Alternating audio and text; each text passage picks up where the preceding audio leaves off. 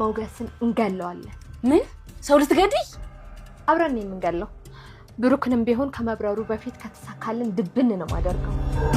አብደሻለ አቺ አፍሽን አትክፈች። እኔ ዝና ነኝ የምፈራው። እኔም ለዚህ ሁሉ ስቃይ የዳረገኝን ብሩክን ሲሰቃይ ማየት እፈልጋለሁ። ሲሳካለት ማየት በፍጹም አልፈልግም። አይ ማሂ እልና ክፋትሽን በጣም ነው የምወድልሽ።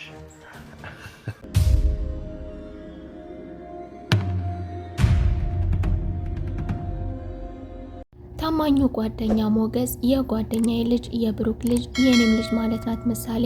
ስለዚህ የምሳሌ ነፍስ ሁላችንም እንታደጋለን ባለው መሰረት ሁላቸውም የበኩላቸውን ኃላፊነት እየተወጡ ይገኛሉ። በዚህም ደግሞ ሞገስ ምንም ነገር እንኳን አልነበረውም። ቤትም ሀብት ንብረቱ ሁሉ ነገሩ ታግዶበታል።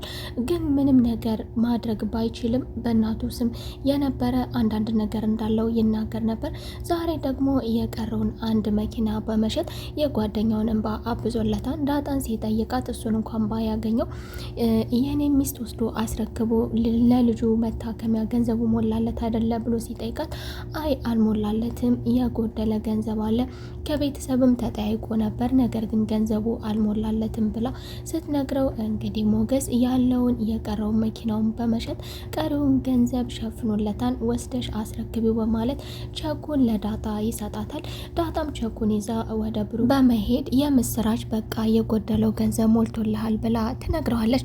እሱም ገንዘቡን አይቶ በእጅጉ ይደሰታል። በቃ ልጄ ልትድንልኝ ነው፣ ልጄን ወስጄ ማሳከም እችላለሁ ማለት ነው እያለ ሁላችሁንም አመሰግናለሁ ዳጣን፣ ሞገስን፣ ቅድስትን እያለ ስም ሲጠራ በጣም ነው የማመሰግናችሁ፣ ልጄ ድናልኝ ደግሞ እናንተን እሷን ቁማ ለማስደሰት ያብቃት እያለ ምስጋና ሲያቀርብላት ቅድስትን ስም ሲያነሳ ቅድስት ሲል እሷ ትደነግጥና ወርቁ ተበላ፣ ቅድስትን አሁን ማዳን አለብኝ በማለት እየበረረች ነበረ። ቅድስት ማዳን አለብኝ ብላ ቅድስትም ደግሞ ከዛ ከገባችበት ቦታ ከሽማግሌው ጋር ሽማግሌውን ቢያጠጣሽም እንዳጠጭ በማለት ማስጠንቀቂያ ሳታት ነበረ።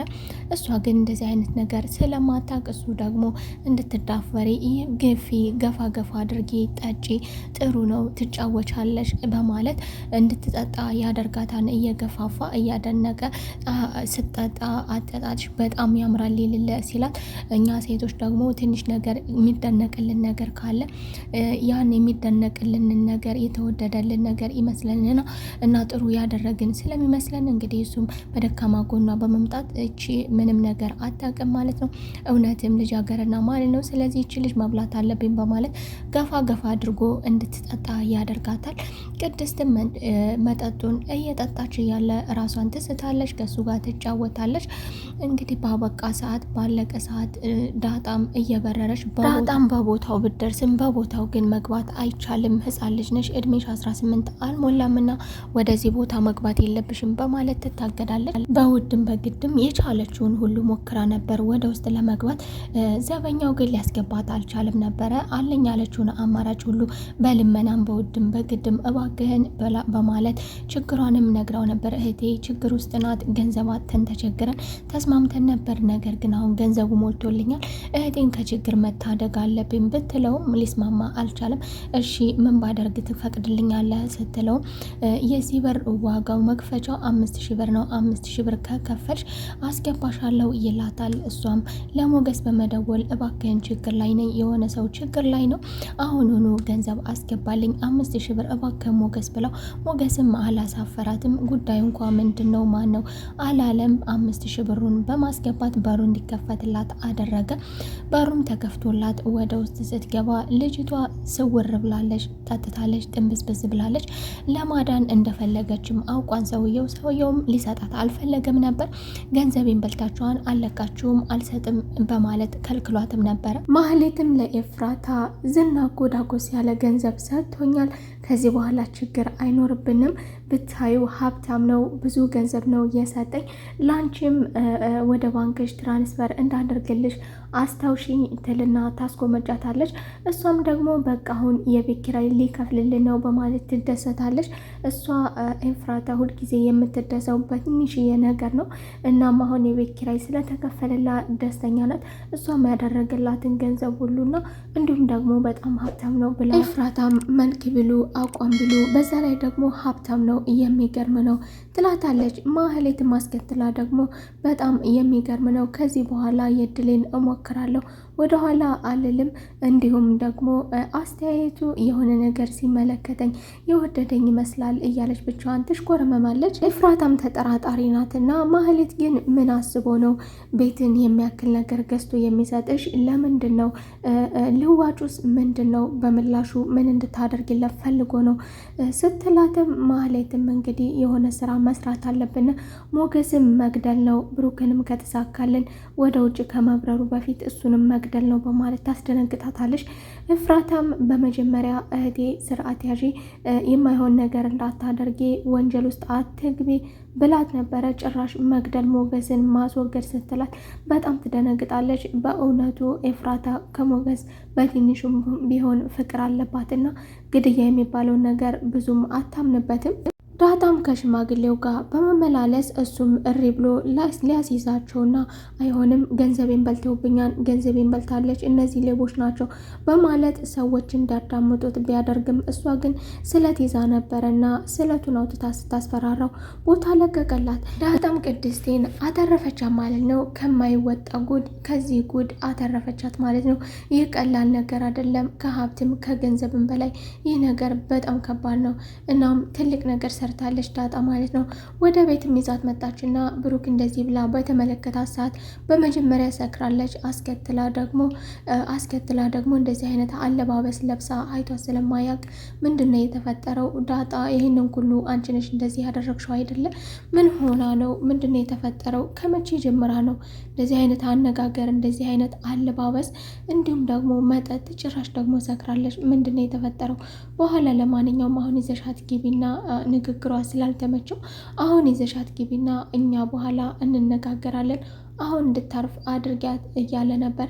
እሷ ግን ከመግባቷ በፊት ቆይን የምናገረው ነገር አለኝ በማለት የፈለገችውን ያው ሰካራምና በሽተኛ የፈለገው ይናገራ እንደሚባለው ቅድስትን በውስጧ የነበረውን ነገር ትናገራለች። ዳጣም እሷን ለመያዝ እየሞከረች ነበር። እባክሽን ነገ ጧት የሚቆጭሽን ነገር አትናገሪ እየሳቀችም እያለችም እንግዲህ የፈለገችውን 100% ባትናገርም በትንሹ ጫፍ እየተናገረች ነበረ። ዳጣም አንስታ ወደ ክፍሏ ትወስዳታለች። ብሩክም ለጓደኛው በመደወል ጓደኛዬ አመሰግንሃለሁ ብልህም ይቅርታም ብልህም ማሳነስ ነው የሚሆንብኝ፣ እንግዲህ ይቅርታ በቃ ምንም ላንተ ቃል የለኝም በማለት በመደወል ድምፁን ያሰማል። ሞገስም ቅሬታውን ይናገረዋል። አንተ ደግሞ ለመሆኑ ምስጋና ታውቃለህ እንዴ? በማለትም ለማንኛውም ከሱ ቦታ አትቀመጥ፣ ተንቀሳቀስ እባክህን በማለት ትንሽዬ ምክር ይመክረዋል። ቅድስትን በጧት ተነስታ ከእንቅልፏ እራሷን ስታየው በዚህ ሁኔታ፣ በዚህ አለባበስ፣ በዚህ ነገር ሆና ስታየው የት ነኝ ያለሁት? ምንድነው የተፈጠረው? ዳጣ ደህና ነኝ ወይ ስትልም ዳጣን ትጠይቃታለች። ማታ ስለተፈጠረው ነገር ምንም የምታውቀው ነገር የለም። ምክንያቱም ከመጠጡ ጋር ያደረገው ነገር ስላለ ቅድስት ራሷን አታስታውስም ማለት ነው። ዳጣም እሷ እንዳተረፈቻት ትነግራታለች። ነገር ግን እሷ ገንዘብ ውስጥ ምሳሌ ገንዘብ ውስጥ የታለ ነበር ያለችው። አስከትላም ደግሞ ለመሆኑ እኔስ ደህና ነኝ ወይ ስትላት እኔ አንቺን ልጠይቅሽ እንጂ ለመሆኑ ደህና ነሽ ወይ ብዬ እኔ እንጂ አንቺን መጠየቅ ያለብኝ አንቺ ነሽ እንዴ እኔን መጠየቅ ያለብሽ ብትላትም እሷ ምንም ነገር ስለማታስታውስና ስለማታቅ ማታ የተፈጠረውን ነገር እንዴት ብላ እዛ ቦታ ድረስ እንደመጣች ስለማታቅ እሷ እንዳመጣቻት ስለምታ ማህሌትም የራሷ አልበቃታለና ኤፍራታን ባላት በደካማ ጎኗ በመምጣት ትንሽዬ ገንዘብ እንሰጥሻለን እንዲሁም ደግሞ አንዲት መኝታ ክፍል እንሰጥሻለን በማለት ወደ ችግሩ አብራ ልታስገባት አሁን ዝናጋ ወደ ተቀጣጠሩበት ቦታ ይዛት ትመጣለች። ከዝናም ጋር ይነጋገራሉ። ከዝና ጋር ስትነጋገር ኤፍራታ መገዳደል በሚባለው ነገር መግደል በሚባለው ነገር አታምንበትም። እሱም ሀሳብ አለኝ ሲል እስኪ ሀሳብህን አስታውቀን ትላለች። ኤፍራታም ማህሌትም ሀሳብ አለኝ ትላለች። ማህሌትም ሀሳቧ ምን ነበር? ብሩክን ከኤርፖርት ሳይወጣ ማስያዝ ነበረ። ከኤርፖርት እንዳይወጣ ማሳገድ እችላለሁ በሚል እንደዚህ አይነት አዲስ ሀሳብ ታመጣለች። ዝናም ብዙም አላመነበትም። ይህ አሳማኝ ነገር አይደለም፣ እንዴት ሊሆን ይችላል ቢላትም፣ ብዙ ነገሮች ቢያግድባትም የሚሆን አይደለም ቢላትም፣ እሷ ግን እችላለሁ፣ የራቁት ቪዲዮ የሞገስ ሲቀርጸኝ የሚያሳይ ምስል የለም፣ ስለዚህ እሱ ነው ማለት እችላለሁ። ይህ ደግሞ በህግ ከባድ ቅጣት ያስቀጣዋል። ስለዚህ እንደዚህ ላደርግ እያሰብኩ ነው ትላቸዋለች። ኤፍራታም ተይ የማይሆን ነገር ነው ትላለች። ዝናም ሙሉ በሙሉ አልተስማማበትም። በግማሹ ተስማምቷን፣ በግማሹ የተስማማበት ምክንያት ምንድን ነው? ብሩክ ልጁን አሳክሞ ድና ከመጣች አንድ ላይ ሆነው ይፋለሙናል፣ አንችላቸውም። ስለዚህ አሁን ምሳሌ መሞት አለባት። ብሩክ የሚሞተው ምሳሌ ስትሞት ነው። ስለዚህ ምሳሌ እንድትሞት ከኤርፖርት እንዳይወጣ እናድርገው በማለት አዲስ ሴራ ይመሳጠራሉ። ብሩክም ከቅድስቴና ከዳጣ ጋር በመሆን አብሮ እየተጫወተ እንግዲህ ለመሄድ የቀረኝ 5 ቀናት ብቻ ነው፣ አርብ እንበራለን፣ አሁን ፕሮሰሱን ሁሉ ነገር ጨርሻለሁ እያለ ደስታውን ይገልጻል። ዳጣም እባክህን ውሰደኝ እስኪ እኔም ውጭ ሀገር መሄድ እፈልጋለሁ ትለዋለች ለብሩክ።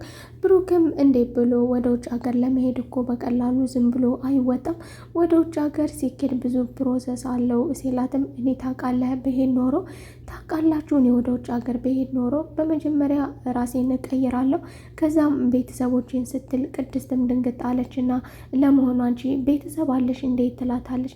ትንሹ የሚሰማትም ብዙ ተጫዋች ብዙ ቁም ነገረኛ አበድ ያለች ልጅ የመሰለችው ዳጣ ይህንን ነገር ስለመለሰች ላከፍት ይላትና ታዲያን የመጣሁት ከጦጣ ነው እንዴት ትላታ። ሞገስም እዛ ቦታ ላይ ተቀምጦ አሁን ላይ ደግሞ ለውጥ እያሰበ ነው። ምን እሰራለሁ እዚህ ቦታ? እስከ መቼ ነው ከዚህ ቦታ የምቀመጠው? የኔ ጥላት እኮ ብሩክ ሳይሆን የኔ ጥላት እኮ ማህሌት ናት። ማህሌት እኮ አሁን መጥፎ ነገር ልታደርግ እያሰበች ይሆናል። ምን ጊዜም አርፋ አትቀመጥም። ምናልባትም ልታስገድለኝም ትችል ይሆናል በማለት እንግዲህ ሞገስ አስተሳሰቡን ከነበረበት ሁኔታ እየቀየረ ነው። ማህሌትም በተነጋገረችው መሰረት ቁጥር ይዛ መታ ነበረ። ለኤፍራታ እንግዲህ ከሰዎቹ ጋር ልስማማ ነው ትላታለች። ኤፍራታ ምን እነማን ናቸው ስትላት እሱን የሚያፍኑልኝ ሰዎች ናቸው ስትላት ባትስማማበትም ነገር ግን አንቺ ከምታደርጊው ይሻላል፣ ነገሩ ቀላል መስሎ አይታየኝም፣ ቢሆንም ግን አንቺ ከምታደርጊው እነሱ ቢያደርጉ ይሻላል። የምታስታውሽ ከሆነ ከዚህ በፊት አድርግ ያልነውን ሳያደርግ ገንዘቡን ይዞ ጠፍቷል። እንደዚህ አይነት ነገር እንዳያጋጥምሽ ብዬ ነው ብትላት ማህሌትም ማሸነፍም መሸነፍም ያለነው ህልም ተፈርቶ ሳይተኛ አይታደርም። ስለዚህ ብትወድቂም ውድቀትሽን ፈርተሽ ዳግም አለመነሳት ማሰብ የለብሽም። ስለዚህ እቀጥላለሁ በማለት እንግዲህ ከገዳይ ጋር ተስማማለች። ከገዳዩም ጋር ተስማምታ ወዲያውም በጠቆመችው መሰረት በቦታው ይሄዳል።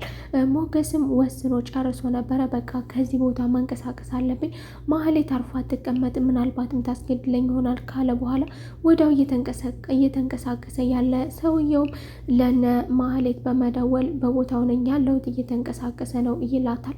እሷም እንግዲህ በል እንዳያመልጥህ የተረገመ ሰው ነው ብልህ ነውና እንዳያመልጥህ ራስን እየጠበቅ ትለዋለች። ሞገስም ከፊት እየሄደ እንግዲህ ገዳዩም ሰውዬ ከኋላ እየተከተለ ሞገስም የሚከተለው ሰው እንዳለ ተጠራጥሯል። የሆነ ነገር እንደሚፈጠር ተጠራጥሯል።